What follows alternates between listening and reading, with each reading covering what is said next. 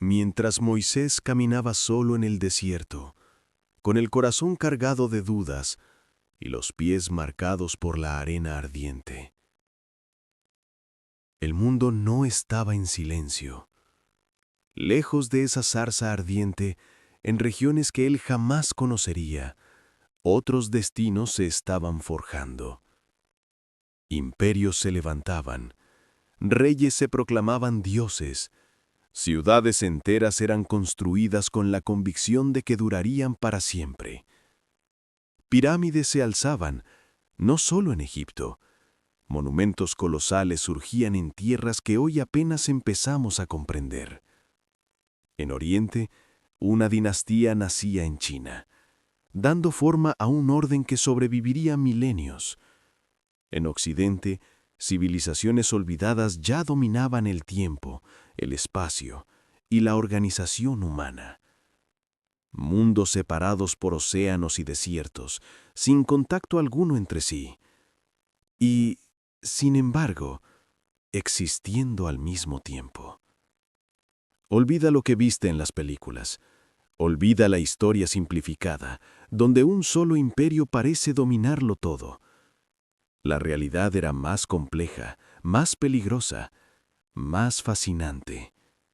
El siglo XV a.C. fue una era de intrigas políticas, de alianzas frágiles, de traiciones silenciosas y ambiciones desmedidas.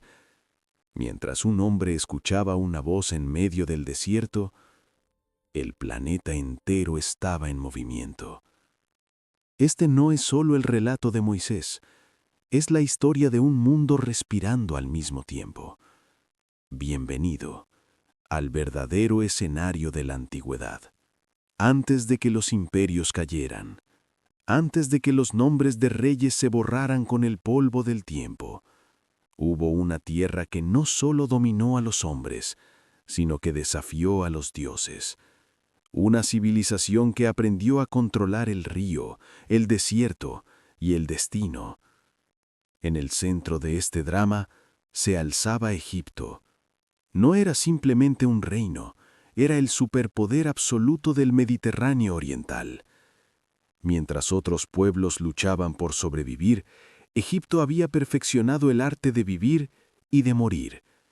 Conocían los ciclos de la tierra, dominaban el Nilo como una arteria sagrada y transformaban el barro en abundancia. Sus ciudades brillaban con oro, sus templos se alzaban como montañas hechas por manos humanas.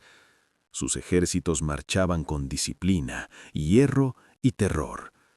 En este tiempo, Egipto era la nación más rica, la más avanzada tecnológicamente, la más organizada y, sobre todo, la más intimidante. Los faraones no se llamaban reyes, se llamaban dioses vivientes, hombres que creían gobernar no solo la tierra, sino el cielo y el inframundo. Construyeron monumentos que desafiaban la eternidad, escribieron leyes que nadie osaba cuestionar, y grabaron su gloria en piedra convencidos de que jamás sería borrada. Egipto parecía invencible, demasiado grande para caer, demasiado fuerte para ser confrontado. Pero toda potencia que se eleva creyéndose eterna, olvida una verdad peligrosa, porque la historia no perdona la soberbia, y ningún imperio, por más poderoso que sea, escapa el juicio del tiempo, ni al peso de sus propias decisiones. Egipto dominaba el mundo conocido, pero sin saberlo, ya había sembrado las semillas de su ruina. El coloso aún se erguía, pero las grietas ya habían comenzado a abrirse. En el trono de Egipto no se sentaba un simple hombre, se alzaba el faraón.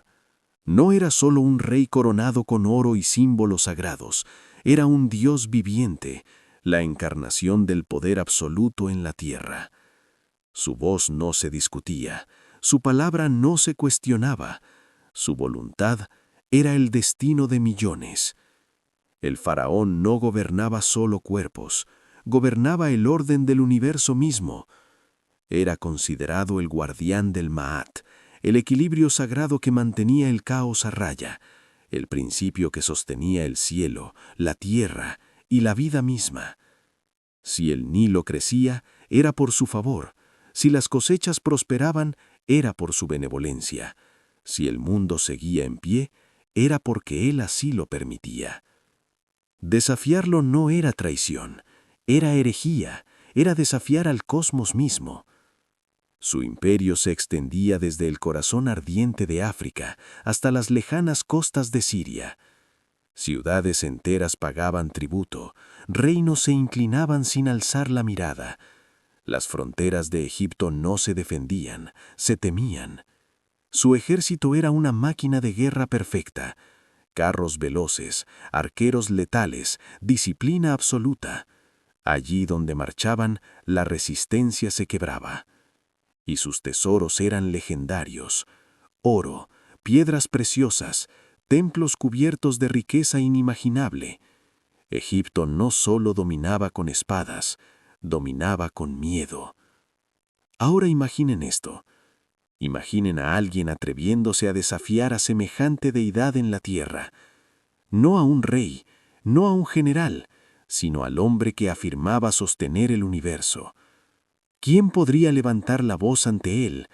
¿Quién podría pronunciar un no frente a su trono? Porque desafiar al faraón no era desafiar a un hombre, era declarar guerra al orden del mundo mismo. Pero Egipto no estaba solo en la cumbre del mundo. Al norte, más allá de las montañas y mesetas de Anatolia, en lo que hoy conocemos como Turquía, se alzaba un poder que Egipto no podía ignorar: el Imperio Hitita. No eran constructores de pirámides, ni adoradores del Nilo, eran guerreros. Forjados en un territorio duro, los hititas dominaban un conocimiento que cambiaría la guerra para siempre: el hierro. Mientras otros imperios aún confiaban en el bronce, los hititas ya endurecían armas capaces de quebrar escudos, armaduras y reinos enteros. Sus carros de guerra no eran símbolos ceremoniales, eran armas móviles, veloces, letales. Plataformas de muerte que arrasaban el campo de batalla antes de que el enemigo pudiera reaccionar.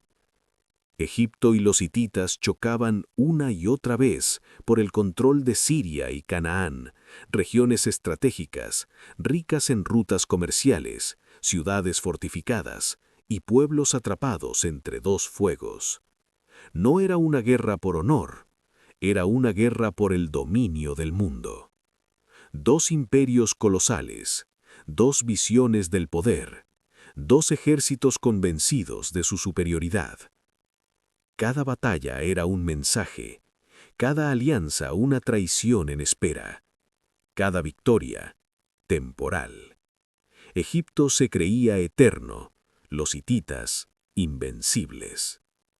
Y mientras estos dos titanes movían ejércitos como piezas sobre un tablero invisible, el destino de millones de vidas se decidía sin que nadie pudiera detenerlo. Pero el tablero del poder no estaba completo con solo dos gigantes enfrentados. Más al este, entre ríos antiguos y rutas olvidadas, surgía el reino de Mitanni, un poder hurrita, menos ostentoso que Egipto, menos temido que los hititas, pero profundamente influyente. Mitanni no dominaba por la fuerza bruta, dominaba por la estrategia. Sus reyes entendían algo esencial. En un mundo de imperios, sobrevivir era saber cuándo aliarse y cuándo traicionar. A veces Mitanni marchaba junto a Egipto, otras estrechaba la mano de los hititas, siempre buscando mantener el equilibrio, siempre jugando a dos bandas, siempre caminando sobre una cuerda tensa. Y más al norte, en las tierras ásperas de Mesopotamia, algo comenzaba a despertar: Asiria. En este tiempo, aún no era el monstruo que aterrorizaría al mundo siglos después. Era un reino menor, contenido, casi invisible entre potencias mayores. Pero bajo esa aparente debilidad se estaba forjando una ambición peligrosa. Asiria observaba, aprendía, tomaba nota de cada guerra, de cada alianza rota, de cada imperio que se creía eterno. No intervenía todavía, esperaba. Porque en este mundo antiguo, el poder no siempre pertenecía al más fuerte, sino al que sabía esperar el momento exacto para golpear. Y mientras Egipto, los hititas y Mitanni se desgastaban entre sí, las arenas del desierto seguían moviéndose, cambiando alianzas, reescribiendo destinos. Pero mientras los grandes imperios del Oriente chocaban entre sí, ¿qué estaba ocurriendo en el llamado lejano Occidente? Más allá de desiertos, ríos sagrados y ejércitos colosales, en las aguas azules del mar Egeo florecía una civilización diferente. Creta, el mundo de los minoicos. No levantaron murallas para defenderse, no construyeron imperios por la fuerza. Sus palacios estaban abiertos al mar, decorados con frescos de colores vivos, con escenas de danza, de rituales, de vida. Los minoicos gobernaban con comercio, con navegación, con cultura. Su poder no venía de la espada, sino del control de las rutas marítimas y del intercambio entre pueblos lejanos. Pero el equilibrio nunca es eterno. En el continente griego, más allá de las islas, otro pueblo crecía con una visión distinta del poder. Los micénicos, guerreros, constructores de ciudadelas fortificadas, reyes que gobernaban desde lo alto de murallas ciclópeas y espadas que hablaban antes que las palabras. Aquí, en este tiempo remoto, ya se estaban colocando las piedras de leyendas futuras. Leyendas como la Guerra de Troya. Europa aún no existía como idea, pero su espíritu ya había comenzado a despertar. Y a miles de kilómetros de Egipto, más allá de desiertos, mares y montañas imposibles de cruzar, existía otro mundo, un mundo que no conocía al faraón, que jamás escuchó el nombre de Moisés, que no participó en las guerras del Mediterráneo. En las vastas tierras de lo que hoy llamamos China, gobernaba la dinastía Shang. No era un reino primitivo, no era una cultura aislada en la oscuridad del pasado, era un imperio sofisticado, gobernado con mano firme, sostenido por rituales ancestrales y una visión del poder profundamente espiritual. Los Shang dominaban el bronce con una precisión asombrosa. Forjaban armas, vasijas ceremoniales y símbolos de autoridad que no solo servían para la guerra, sino para comunicarse con el mundo invisible. Porque, para los Shang, gobernar no era solo administrar territorios, era interpretar la voluntad de los antepasados. A través de huesos oraculares grababan preguntas sagradas buscando respuestas en grietas, señales y presagios. El rey no decidía solo, consultaba a los espíritus, leía el destino antes de actuar. Su sociedad estaba organizada con precisión: nobles, guerreros, artesanos y campesinos. Cada rol definido, cada ritual obligatorio. La sangre, el fuego y el sacrificio eran parte de un orden que creían eterno. Mientras Egipto erigía templos al sol y los hititas marchaban al combate, China ya escribía su historia en bronce y hueso.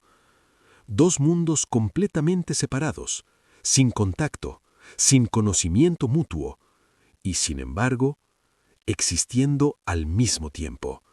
Diferentes dioses, diferentes imperios, un mismo reloj cósmico marcando la historia. Pero quizás la revelación más desconcertante de esta historia no se encuentra en Egipto, ni en Mesopotamia, ni en Asia.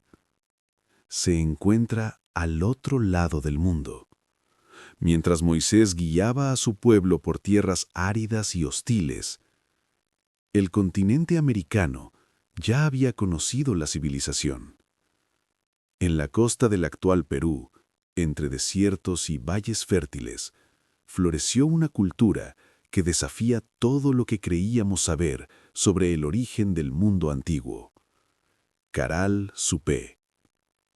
No fue una sociedad tribal, no fue un asentamiento primitivo, fue una civilización monumental. Sus habitantes levantaron pirámides, plazas circulares, centros ceremoniales diseñados con precisión y propósito. No existen evidencias de ejércitos, no hay murallas defensivas, no hay señales claras de guerras constantes.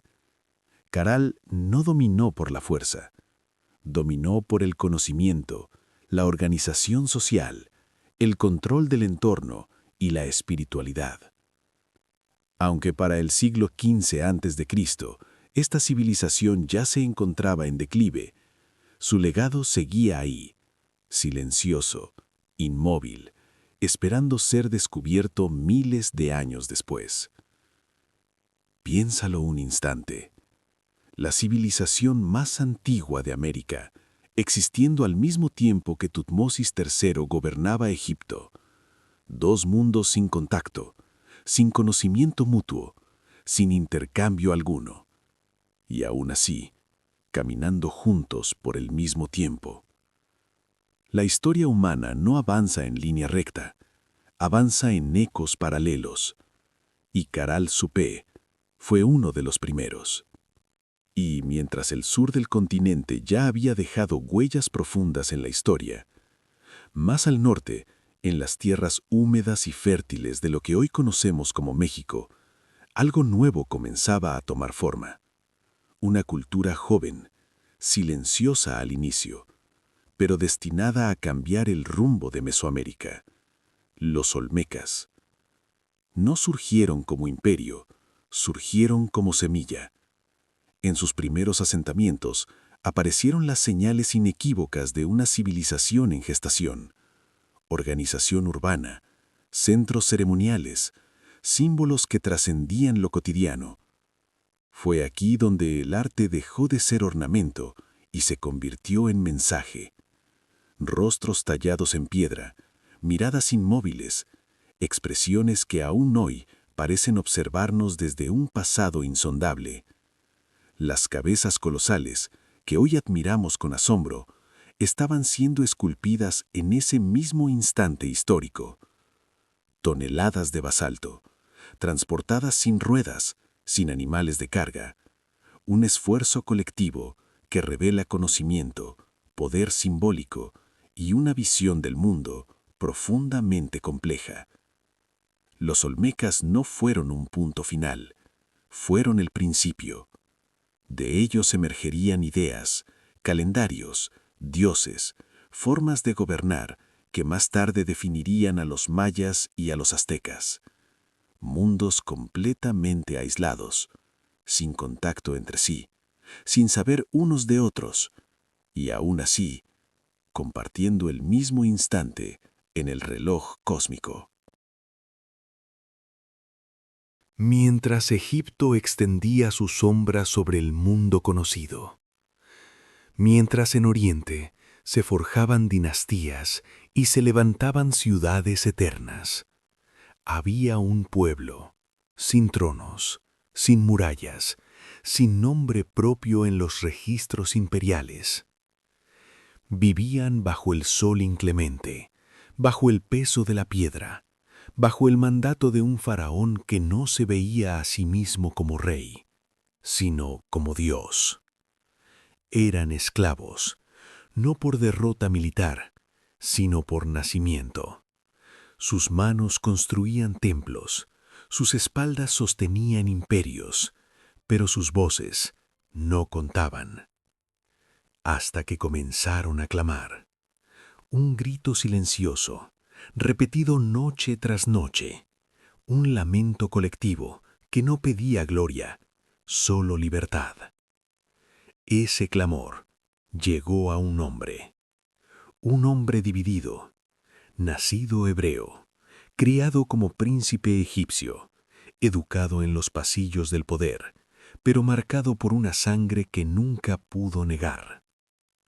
Moisés, el que había huido, el que había matado, el que había perdido todo, ahora no vivía en palacios, sino en el desierto.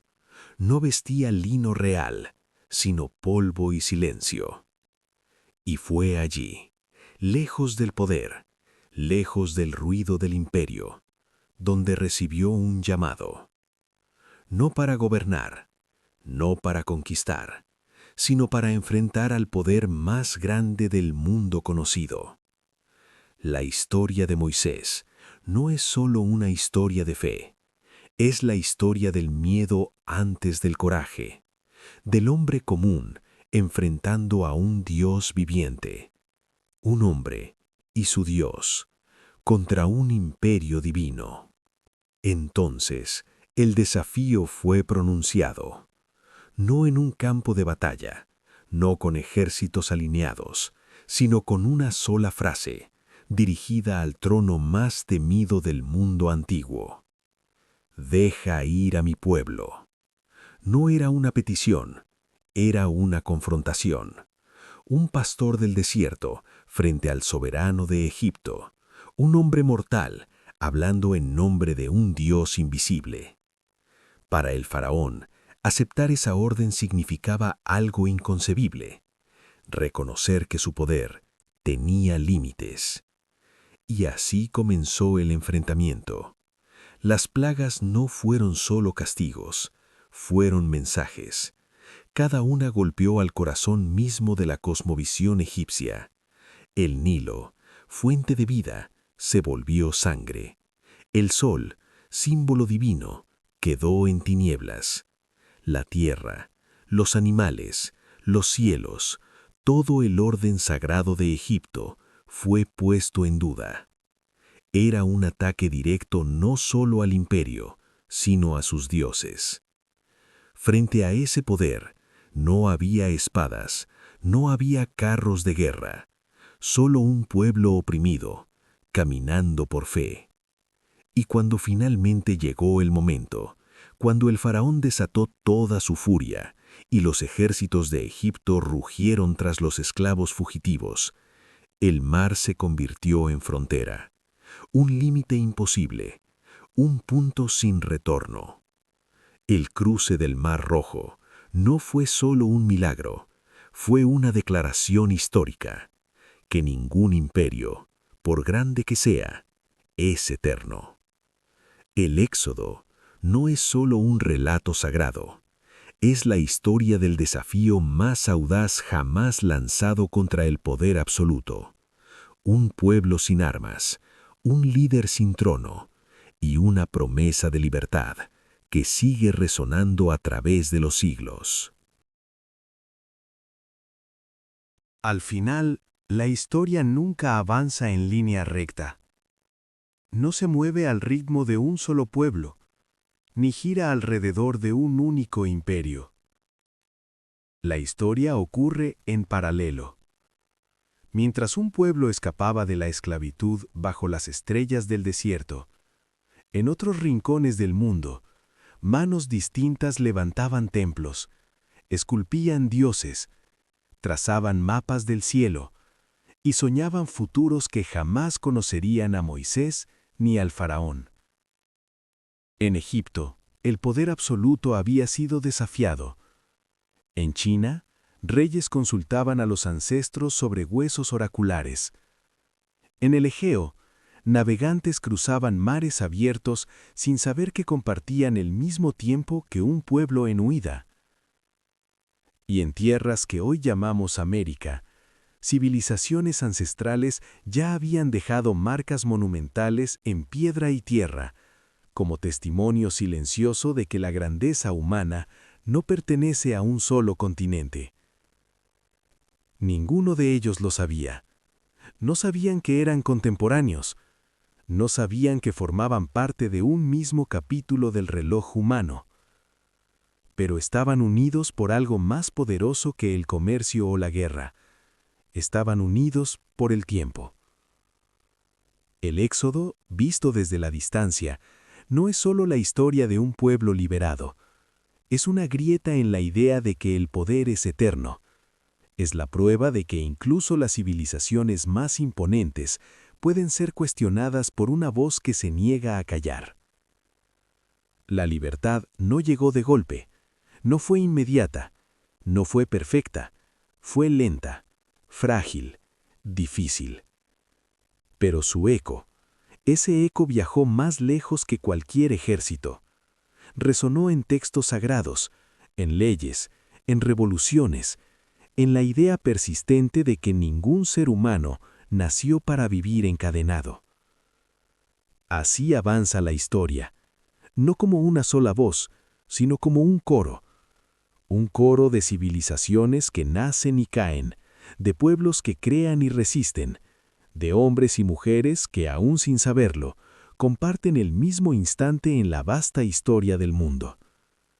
Y en ese instante, cada acto de creación, cada desafío, cada paso hacia la libertad, deja una huella que nunca desaparece del todo.